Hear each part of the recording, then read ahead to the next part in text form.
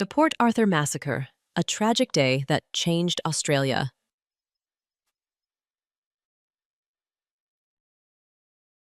On Sunday, April 28, 1996, visitors flocked to the Port Arthur Historic Site in Tasmania, Australia, a serene former penal colony turned popular tourist destination. It was a sunny weekend afternoon, and families, sightseers, and staff went about their day among the quaint cafe and historic ruins. No one imagined that by day's end, this peaceful setting would become the scene of modern Australia's worst mass murder, with 35 people dead and dozens injured. The Port Arthur Massacre, as the tragedy came to be known, shocked the nation to its core. In the span of about 24 hours, a lone gunman's actions in and around this quiet tourist spot would forever alter countless lives and spur Australia into unprecedented gun law reforms. What follows is an investigative, narrative account of that horrific day, the events leading up to it, and its far-reaching aftermath. The story of Port Arthur is one of unimaginable horror emerging from an unlikely place. To understand how such a tragedy unfolded, we must look at the troubled individual behind the massacre and retrace the timeline of April 28, 1996, a day that began ordinarily and ended in national heartbreak. The gunman was 28-year-old Martin Bryant, a lifelong Hobart resident with a history of social and intellectual difficulties. Bryant had been classified as intellectually disabled and exhibited erratic behavior from a young age. He struggled in school and was largely isolated. By his early 20s, he was on a disability pension after a psychiatric evaluation. Despite these challenges, a twist of fate made Bryant financially independent. In 1992, his close friend Helen Harvey, an heiress who had taken Bryant under her wing, died in a car accident, leaving him a large inheritance. With hundreds of thousands of dollars at his disposal, Bryant traveled widely and, ominously, began stockpiling firearms in the years leading up to 1996. Bryant's personal grievances also played a crucial role in what was to come. His father had once tried to purchase a local bed and breakfast called Seascape Cottage, but David and no-lean Sally Martin bought it before he could, which left Bryant's father bitterly disappointed. Bryant came to believe the Martins had cheated his family and blamed them for contributing to his father's downward spiral and 1993 suicide. He later described the Martins as very mean people. In his mind, they were the villains of his life. This festering resentment would tragically boil over on April 28, 1996. It's important to note the context of gun laws in Tasmania at the time. In the 1990s, Tasmania had some of the loosest firearms regulations in Australia. Bryant did not possess a gun license, yet he had no difficulty acquiring a small arsenal of high-powered weapons. At that time, semi-automatic rifles were legal to own under relatively lax conditions. Tasmania's laws even allowed licensed individuals to accumulate unlimited firearms and ammunition. Against this backdrop, Bryant armed himself with at least 2 semi-automatic rifles, including a Colt AR-15 and an FN-FAL rifle, and hundreds of rounds of ammunition. The stage was tragically set for what Bryant would do with those weapons. With a cache of guns in his car and anger in his heart, Martin Bryant set out on a course of action that would devastate a community and shake a nation. The morning of April 28, 1996, began like any other. But by that afternoon, Port Arthur would be engulfed in bloodshed. Morning at Seascape. On the morning of April 28, 1996, Martin Bryant departed his home in Hobart and drove toward the Tasman Peninsula. His first stop was Seascape Guest House, the bed and breakfast owned by the Martin couple, the targets of his long-held grudge. Sometime before noon, Bryant arrived at Seascape, located just north of Port Arthur, and entered the property under the pretense of a casual visit. Inside, he opened fire and killed David and Nolene Martin, the owners, with a high-powered firearm. These were Bryant's first victims that day, two people he personally knew and despised. After gunning down the Martins, Bryant set the stage for a larger attack. He took the keys to their property, and possibly their weapons stored there, and left Seascape, continuing his drive toward the busy Port Arthur historic site. Arrival at Port Arthur Historic Site. Close to 1 p.m., Bryant reached Port Arthur, which was teeming with tourists, exploring the ruins of the old convict prison and enjoying lunch at the cafe. He parked his yellow Volvo near the Broad Arrow Cafe, a popular on-site restaurant, and carried a sports bag and a video camera as he walked in. To outward appearances, he was just another visitor, albeit a somewhat peculiar one. He ordered lunch and ate on the outdoor deck of the cafe. Bryant even attempted small talk with those around him, commenting on the weather and the lack of wasps in the area, and noting there weren't as many Japanese tourists that day. Observers later recalled that he appeared nervous, continually glancing back toward the car park and over his shoulder. Inside that sports bag by his side lay a Colt AR-15 rifle and ammunition, an instrument of destruction that would soon transform the scene. Just after 1:30 p.m., as lunchtime crowds milled about, Bryant re-entered the Broad Arrow Cafe with his bag. Without warning, he unzipped it, pulled out the semi-automatic rifle, and opened fire on the unsuspecting patrons. The first shots were deafening in the enclosed cafe. Diners initially froze in confusion. Some even thought the sounds might be part of a historical reenactment or a prank. But the sight of people collapsing and the smell of gunfire made the reality horribly clear. The Broad Arrow Cafe Massacre. In a mere 90 seconds of carnage, Bryant killed 20 people and wounded more than a dozen inside the small cafe and adjacent gift shop. His attack was astonishingly swift and merciless. At one table, he pointed the rifle point blank and killed a Malaysian couple, tourists enjoying their lunch. He swung the gun to another table and shot Nick Sargent, grazing his scalp, then killed Sargent's young girlfriend, 21-year-old Kate Scott, with a bullet to the head. As chaos erupted, a 28-year-old man named Jason Winter, a visitor from New Zealand who had been helping clear tables, tried to intervene. Sensing the danger, Jason hurled a serving tray at Bryant in a desperate attempt to distract the gunman.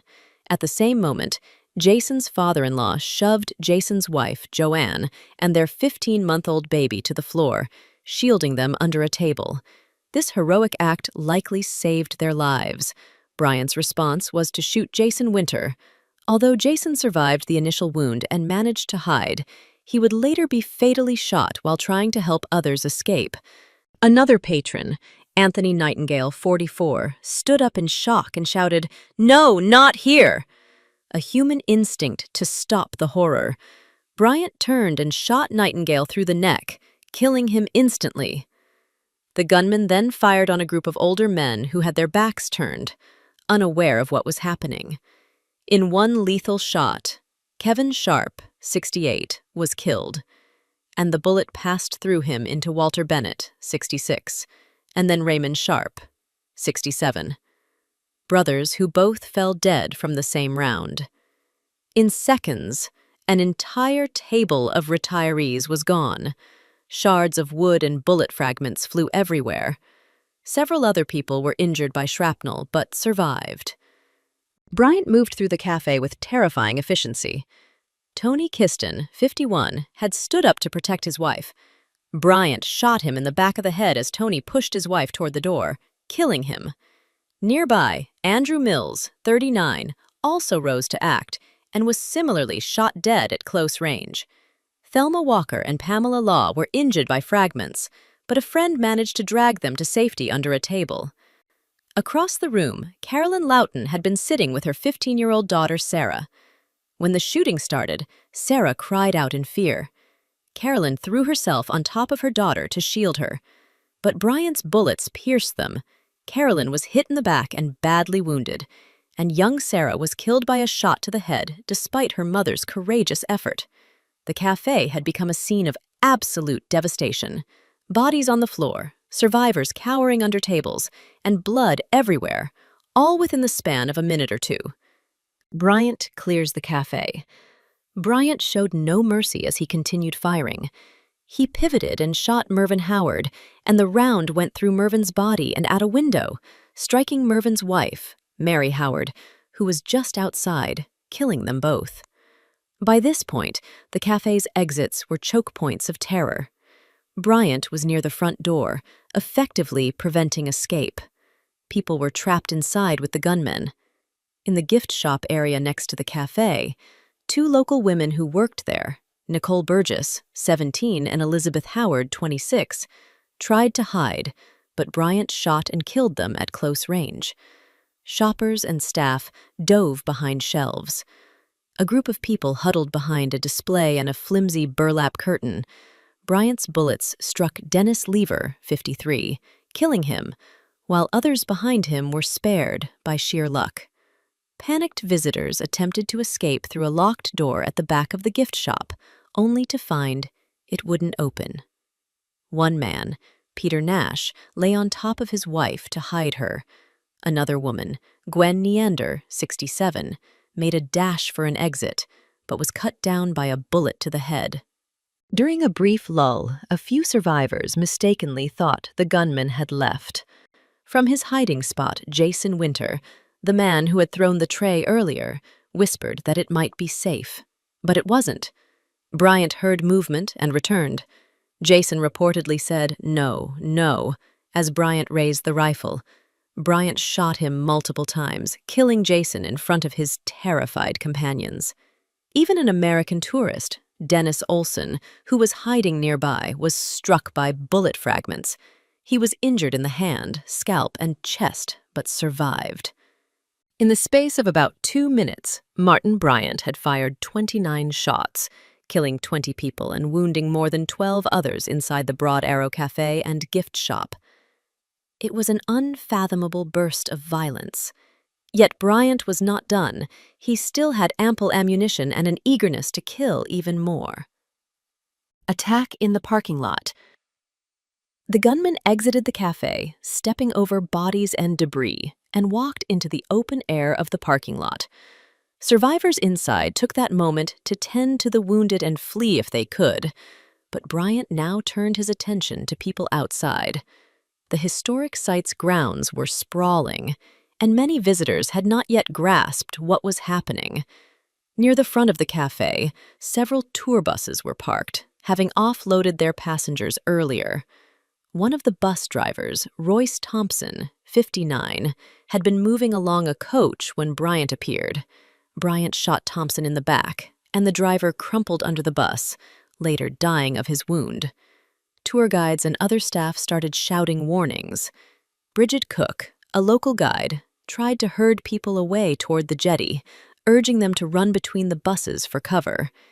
As she directed tourists, Bryant shot Bridget in the thigh, shattering her bone and knocking her to the ground. Panic rippled through the parking area. Bryant stalked among the coaches, shooting at anyone he saw.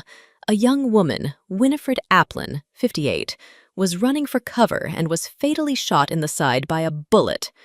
Another woman narrowly escaped death when a bullet grazed her cheek. She managed to scramble onto a bus and hide. In every direction, people were screaming and sprinting. Families became separated in the chaos. Some played dead on the ground, hoping not to be noticed. In just a few minutes outside, Bryant killed an additional 4 people and wounded several more around the buses and parking lot. By now, emergency calls were reaching the local police. Reports of shooting at Port Arthur, multiple casualties.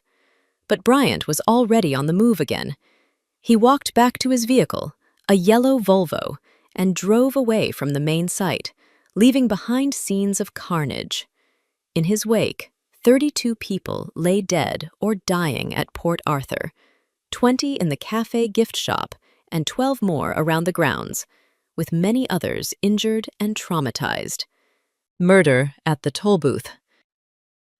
As Bryant fled up the road from the site, he approached the toll booth and entrance/exit of the historic park, an area where tourist traffic funnels in and out.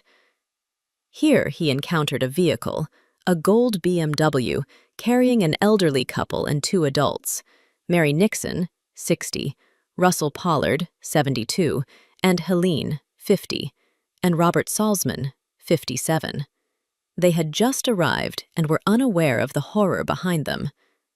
Bryant blocked their car with his vehicle, jumped out, and began shooting point-blank into the BMW, killing all 4 occupants. In a matter of seconds, an entire group of friends or family was wiped out. Bryant then coolly stole their car, dragging the bodies aside and moving his weapons and ammo into the BMW. This new car was faster and more roadworthy for his purposes than his own.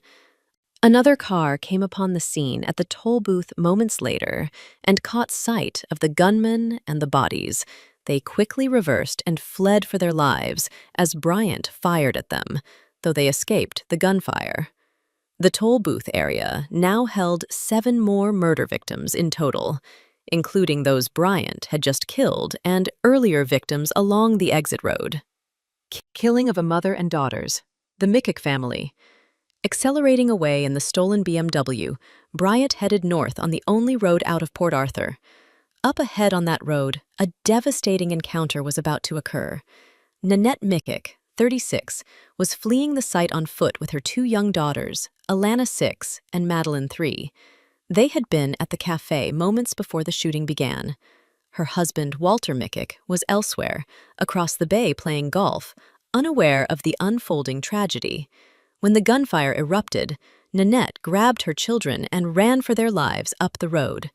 By sheer bad luck, as Bryant drove out, he came upon the panicked mother and girls about 600 meters from the site. Believing help had arrived, Nanette reportedly moved toward the approaching car, flagging it down in desperation. Only when Bryant stepped out with his rifle did the awful truth become clear. Bryant forced Nanette to her knees on the roadside as her daughters clung to her, then shot the mother in the temple, killing her instantly. He then turned the gun on the children, little Madeline and Alana, and murdered both girls at close range. One of the girls, Alana, was hiding behind a tree when Bryant pressed the barrel to her neck and pulled the trigger. The brutality of these killings, especially of 6-year-old Alana, would come to symbolize the pure horror of Port Arthur's massacre. In an instant, a young family was obliterated on the side of the road, the service station hostage.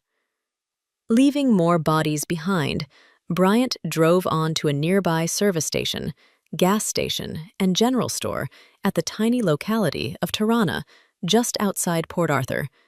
There, Glenn Piers, 35, and his girlfriend, Zoe Hall, 28, had pulled in, likely unaware of the massacre.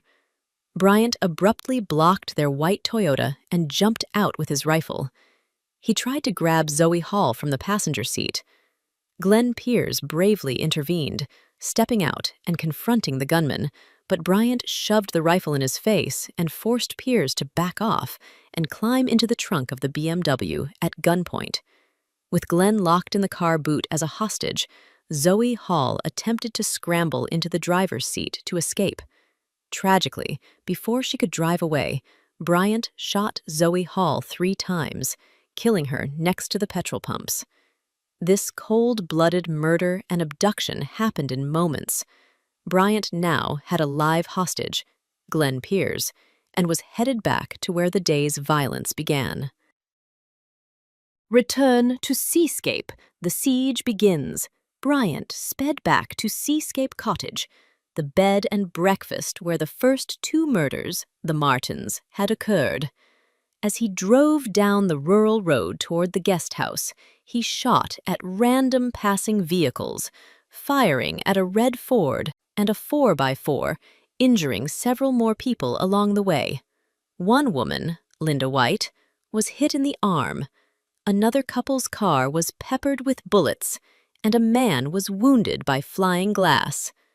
Despite the chaos, a few survivors of these roadway shootings managed to drive to a nearby inn, the Fox and Hounds, to raise the alarm and call police. By approximately 2 p.m., Bryant arrived back at the Seascape property and holed up inside the cottage. He set the stolen BMW, with which he'd abducted pairs, on fire outside, possibly to create a diversion or destroy evidence. With the car ablaze, Bryant dragged Glenn Pears, still alive, inside the guest house and handcuffed him to a stair rail as a hostage. Now barricaded in Seascape, Bryant had with him the bodies of the Martins, killed in the morning, an apprehended hostage, Pears, and an arsenal of weapons and ammunition. Not long after, police teams arrived and surrounded the Seascape guest house. Thus began an 18-hour standoff between Bryant and law enforcement. Throughout the afternoon and night, negotiators attempted to contact Bryant, but he was uncooperative. From inside, Bryant periodically fired shots at the police, keeping them at bay and preventing any rescue attempts for the hostage. Gunfire from the cottage whizzed out intermittently, leading to extremely tense hours. Police, lacking clear visibility inside and knowing Bryant had military-style weapons, were cautious not to storm the building and risk further loss of life. A negotiation phone was thrown into the house, but Bryant either didn't use it or the talks went nowhere. In truth, Bryant made few demands and gave little information. The siege was eerily quiet except for the occasional crack of gunfire from within. Tragically, at some point during the night or early morning, Bryant killed the lone hostage, Glenn Pears. Pears' exact time of death is uncertain, but investigators later concluded he was shot by Bryant during the standoff, before the final moments.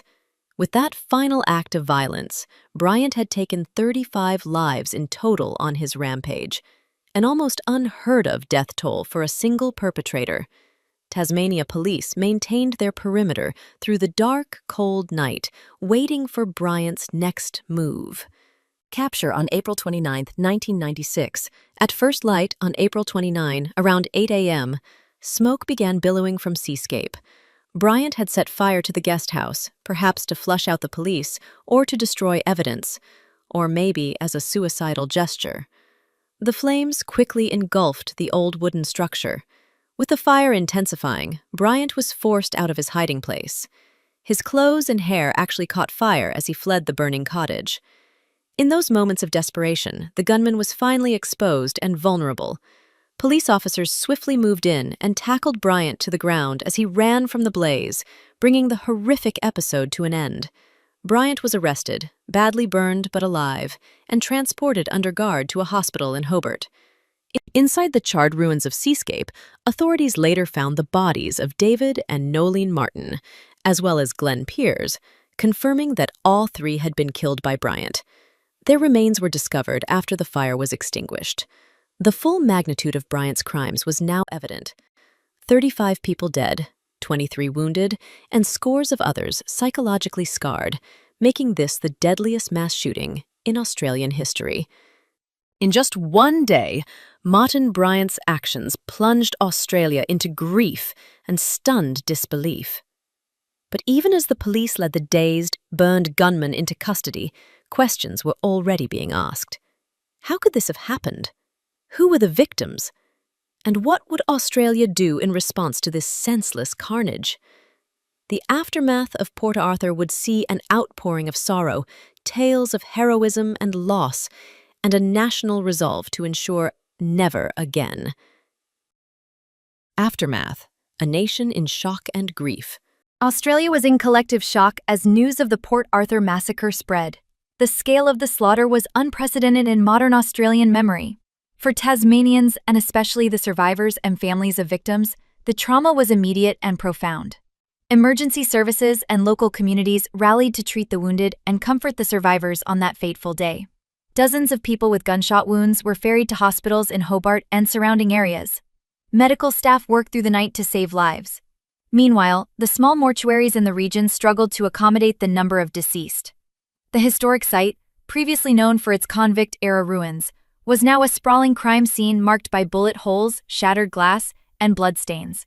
Police investigators from around the country converged on Port Arthur to assist the overwhelmed Tasmanian authorities in processing the scene and gathering evidence. The human toll went far beyond numbers. Families were utterly devastated. One heart-wrenching example was the Mikach family. Walter Mikach, who lost his wife Nanette and their two little girls, Alana and Madeline, became a face of the grief. Walter had been playing golf across the bay that day. He heard the sirens, but did not learn until later that his entire family had been killed while trying to escape. He was escorted through police lines to identify their bodies, an image etched in the national consciousness of a father's unimaginable sorrow. In the days after, Mikach's personal tragedy was highlighted in media coverage, and many saw in his loss a representation of all the innocent lives taken. Australians left flowers, cards, and teddy bears at memorial sites, including a spontaneous shrine near the Broad Arrow Cafe ruins, in honor of the victims. A photograph of Walter Mikach, walking alone with a pastor after saying goodbye to his family, came to symbolize the nation's mourning. Stories of heroism and survival also emerged. Many survivors credit their lives to the bravery of others. The tour guides and staff who shouted warnings, the individuals like Jason Winter and Tony Kiston who tried to disarm or distract the gunmen at the cost of their own lives, and ordinary people who shielded friends or even strangers. A security guard named Ian Kingston, who was at the cafe doorway when Bryant started shooting, managed to dive out and then helped herd others to safety outside, despite the risk. Some initially thought the shots were part of a show. Kingston yelled for people to run when he realized what was happening. His quick actions likely saved lives. There were also quiet acts of compassion. Local residents opened their homes to terrified tourists fleeing the site. Doctors and counselors volunteered to help victims in the aftermath. The Port Arthur historic site was closed for several weeks following the massacre, as police completed their work and the community absorbed the shock. When it eventually reopened, it was with careful consideration for the memory of what happened. The Broad Arrow Cafe building, heavily damaged by bullets, was left standing but never used again. Instead, it was turned into a place for quiet reflection, preserved as a shell with a memorial garden. In that garden now stands a stone cross and a pool of reflection bearing the names of all 35 victims. Each year on the anniversary, memorial services are held to honor them.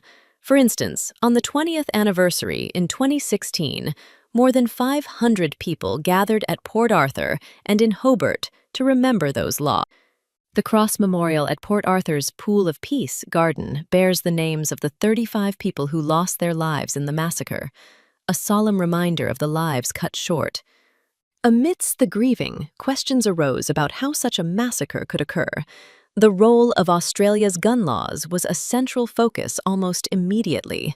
Port Arthur wasn't just a random act by a madman in isolation. It exposed flaws in the system that allowed a disturbed individual to obtain lethal weapons so easily. As one Sydney newspaper starkly put it in an editorial shortly after the tragedy, 35 reasons why our leaders must act. In Tasmania, 35 people are dead because a killer was able to arm himself with a semi-automatic rifle. Your responsibility is to make it illegal to own these guns. The public demands nothing less. This sentiment echoed across the country. There was a palpable national outcry. Australians were determined that something good, some change, must come from this horrific loss.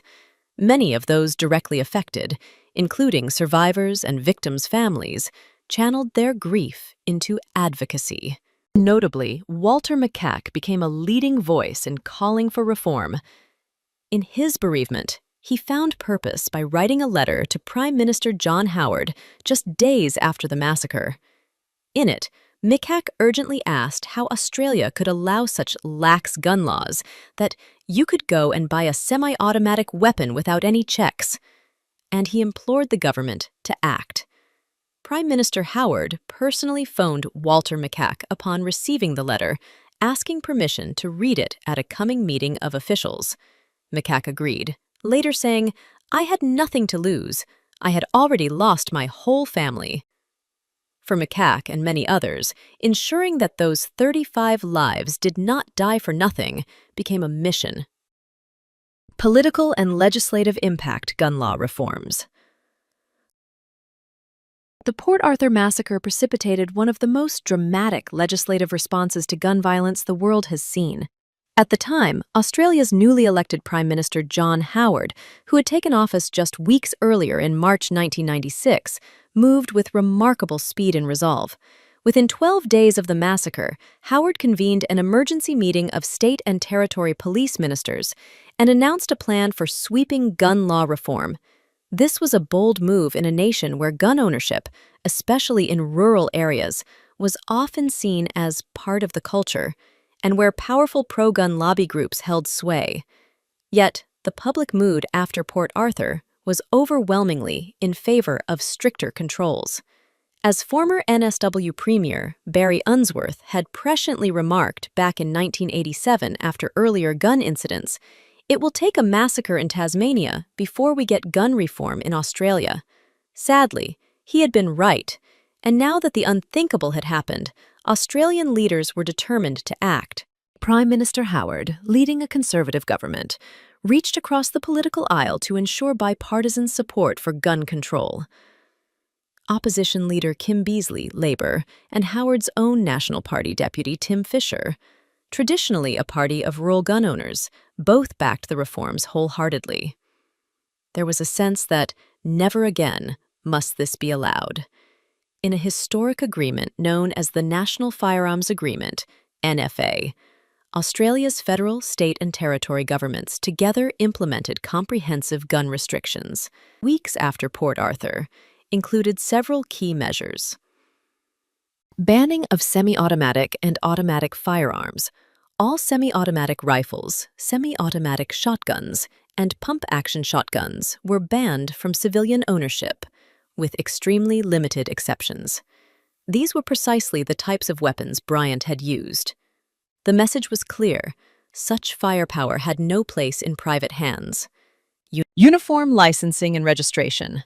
A standardized national system was enacted, requiring that all firearms owners obtain a license with a 28-day waiting period, comprehensive background checks, and a genuine reason for owning a gun. Self-defense was not considered a valid reason. Also, all firearms were to be registered to better track gun ownership. Buyback amnesty program. Perhaps most striking was the mandate to remove existing weapons from circulation. The government launched a massive gun buyback scheme in which citizens were required to turn in newly banned firearms in exchange for fair compensation. Funded by a small temporary levy on taxes, this program led to over 650,000 firearms, approximately one-third of Australia's guns, being surrendered and destroyed. Piles of rifles were crushed or cut into scrap metal. Images of these big melts became symbolic of Australia's resolve. Tighter storage and training requirements. The NFA also set strict rules for how remaining legal firearms must be stored, under lock and key, separate from ammunition, and required safety training for gun owners. A cooling-off period for sales was instituted to prevent impulsive purchases. These reforms were not achieved without resistance. In parts of rural Australia, some gun owners were angered by the new laws. There were protest rallies. Famously, Prime Minister Howard attended one rally wearing a bulletproof vest under his suit as irate gun enthusiasts heckled him. Both Tasmania and Queensland's state governments initially hesitated, as those states historically had weaker gun laws and vocal shooting communities. Fringe groups and minor political parties stirred up opposition, claiming the government was overreaching. But the nationwide horror at Port Arthur largely drowned out these voices. The Australian public overwhelmingly supported the changes, appreciating the leadership being shown. John Howard later reflected that gun control was one of the things of which I am most proud in his career. a sentiment even many of his political critics agreed with. By the end of 1996, Australia had successfully implemented the National Firearms Agreement. The results in subsequent years were telling. In the 20 years after Port Arthur, Australia saw no mass shooting event anywhere near the scale of that day, whereas in the 20 years prior, there had been 13 mass shootings. Gun-related deaths, homicides, and suicides fell significantly, dropping from an already declining rate of 3% annually to 6% annually post-reform. While one cannot attribute all of this solely to the laws, most experts agree the NFA made Australia a safer place. It became a model frequently cited in international debates on gun violence. As then Deputy Prime Minister Tim Fischer noted, "Port Arthur was our Sandy Hook. Port Arthur we acted on. The USA is not prepared to act on their tragedies." A pointed observation comparing Australia's decisive response to the stalemate often seen elsewhere. For the survivors and families of Port Arthur's victims, these reforms were a bittersweet victory. Nothing could bring back their loved ones, but many derived comfort from the fact that their losses led to meaningful change. Walter Mickek and others have said that knowing Australia did something in response meant those who died did not die in vain. Mickek himself founded the Alana and Madeline Foundation in 1997, named after his daughters, dedicated to protecting children from violence and bullying. This charity's work, along with the sustained advocacy by survivors, helped cement the legacy of Port Arthur as a catalyst for positive change. In letters and speeches over the years, Australian leaders, including a 2023 letter from Prime Minister Anthony Albanese to Walter Mickek, have acknowledged that the courage and campaigning of Port Arthur families were instrumental in achieving and maintaining strong gun laws. Legacy and remembrance. Never again. Nearly 3 decades later, the Port Arthur Massacre remains a somber watershed moment in Australia's history, a day of infamy that is also remembered for the unity and resolve that followed. The incident's legacy is evident in multiple ways. Gun culture shift. The cultural attitude toward guns in Australia underwent a profound shift after Port Arthur. Gun ownership came to be seen not as a right, but as a regulated responsibility, and the idea of civilian access to military-style firearms became broadly unacceptable. Australia's successful reforms are often held up globally as an example of how a democracy can change course after tragedy, demonstrating that sensible gun control and public safety can take precedence over gun lobby interests. Australians often cite their Port Arthur moment in discussions, a shorthand for the political courage that emerged from tragedy. Memorialization. At Port Arthur today, visitors will find the Memorial Garden and Pool of Peace near the shell of the Broad Arrow Cafe. A stone cross stands amid the tranquil pool, engraved with the names and ages of each of the 35 victims. The site is both a tourist destination and a place of pilgrimage for those paying respects. The cafe ruins have deliberately been left as they were, a roofless outline, so that people can reflect on what happened there without it being forgotten. Every April 28, at the exact time the shooting began, the community pauses to remember. In 2000, a formal memorial was unveiled, and on anniversaries, survivors and families gather to mourn and to support one another. One survivor noted that Port Arthur is a place of beauty with a shadow of horror. The contrast serves as a reminder of both the past and the healing that has occurred. The survivors have lived with the physical and mental scars of that day. Some, like Peter and Carolyn Nash, who survived by hiding under Peter's body as he was killed, or Carolyn Lawton, who survived a bullet but lost her daughter, have spoken about their journeys of recovery. Their resilience and calls for peace resonate in Australian society. Many survivors joined gun control advocacy groups to ensure that Australia's laws remained strong. Walter Mickek's foundation has helped thousands of children in trauma, a living tribute to Alana and Madeline's memory. No notoriety for the killer. One notable aspect of Port Arthur's legacy is how little public attention is given to the perpetrator himself beyond the facts. Martin Bryant was convicted and given 35 life sentences with no possibility of parole, effectively ensuring he will spend the rest of his life in prison. After his guilty plea in November 1996, Bryant disappeared from public view, and media in Australia largely refrained from giving him a platform or attention. This was a conscious societal choice to focus on victims and lessons rather than the infamy of the gunman. In Tasmania, there has even been debate about not speaking his name to avoid glorification. Bryant remains incarcerated in a high-security prison, and little is reported about him, an outcome many feel is appropriate given the magnitude of his crimes.